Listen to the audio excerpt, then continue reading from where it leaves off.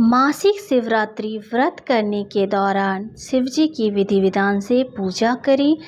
ओम नमः शिवाय मंत्र का जाप करें। भगवान शिव को उनका प्रिय भोग अर्पण करें। तत्पश्चात आरती करें और कथा श्रवण करें। उनकी कथा सुनने से शिव की कृपा प्राप्त होती है और भक्ति और निष्ठा के साथ जो व्रत करते हैं, शिवरात्रि की व्रत कथा को सुनते हैं, महादेव उनकी हर मनोकामना को पूरी करते हैं। धार्मिक पौराणिक कथाओं के अनुसार चित्रभानु नामक एक शिकारी था। जानवरों की हत्या करके वह अपने परिवार को पालता था। वह एक साहूकार का कर्जदार भी था, लेकिन उसका ऋण समय पर नहीं चुका पाया। क्रोधित होकर साहूकार ने उस शिकारी को शिव मठ में बंदी बना लिया। संयोग से उस दिन शिवरात्रि थी। शिकारी ध्यान मग्न होकर शिव संबंधी धार्मिक बातें सुनता रहा। चतुर्दशी को उसने शिवरात्रि व्रत की कथा भी सुनी। शाम होते ही साहूकार ने उसे अपने पास बुलाया और ऋण चुकाने के विषय में बात की। शिकारी अगले दिन सारा ऋण लौटा देने का वचन देकर बंधन से छूट गया। अपनी दिनचर्या की भांति वह जंगल में शिकार के लिए निकल पड़ा, लेकिन दिन भर बंदी गृह में रहने के कारण भूख प्यास से व्याकुल वह शिकार खोजता वह बहुत दूर निकल गया।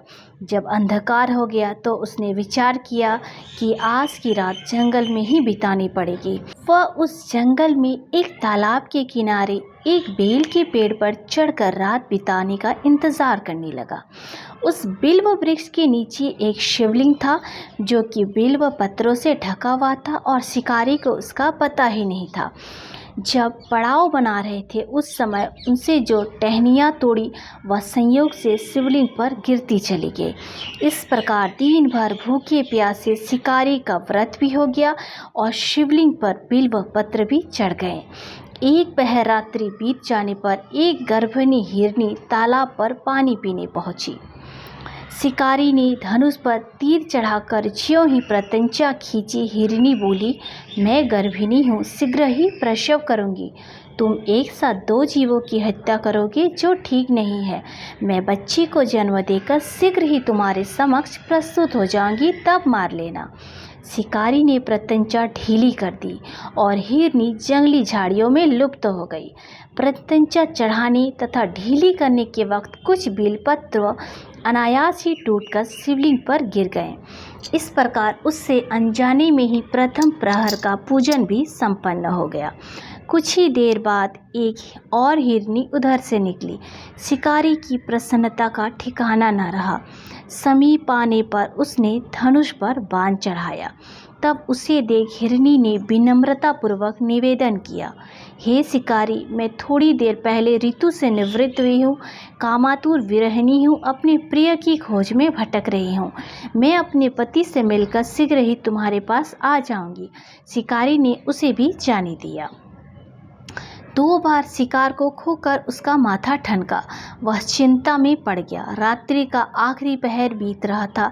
इस बार भी धनुष से लगकर कुछ बेलपत्र शिवलिंग पर जा गिरे और दूसरे प्रहर की पूजन भी संपन्न हुई।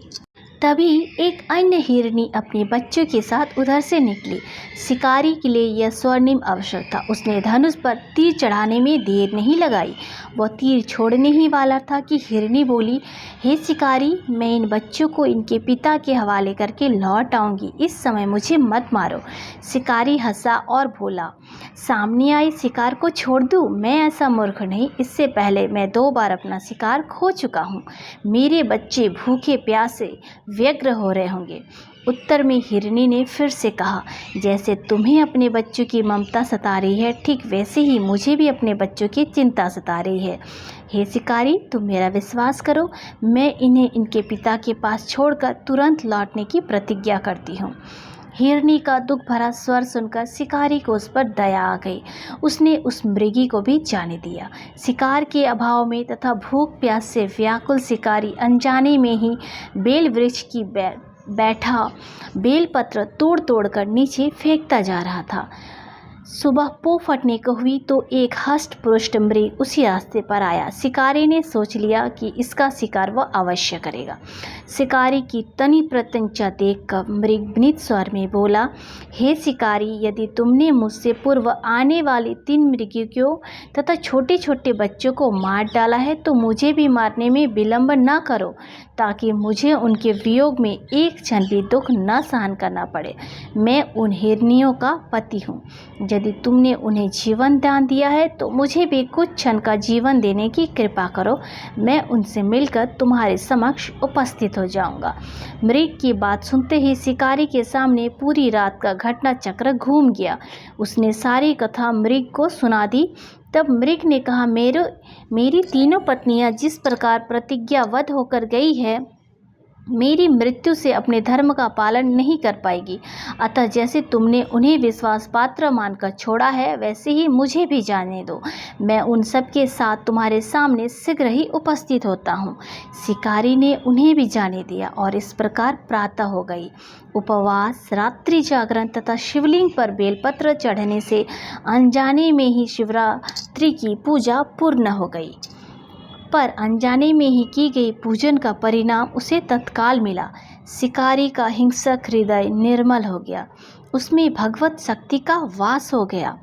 थोड़ी ही देर बाद वह मृग सपरिवार शिकारी के समक्ष उपस्थित हो गया ताकि वह उनका शिकार कर सके। किंतु जंगली पशुओं की ऐसी सत्यता, सात्विकता एवं सामूहिक प्रेम भावना देखकर शिकारी को बड़ी ग्लानि हुई। उसने मृग परिवार को जीवन दान दे दिया। अनजाने में ही शिवरात्रि के व्रत का पालन करने पर शिकारी को मोक्ष और शिवलोक की प्राप्ति हुई। जो भी मासिक शिवरात्रि या शिवरात्रि के दिन इस व्रत कथा को सुनते हैं, महादेव की कृपा उन पर बरसती है। देवाधिदेव महादेव प्रसन्न होकर उनका जीवन खुशियों से भर देते हैं। तो ऐसे भी और भी कथाओं को जानने के लिए और पुण्य फल प्राप्त करने के लिए चैनल को सब्सक्राइब करिएगा, वीडियो को लाइक कीजिएगा, शेयर कीजिएगा।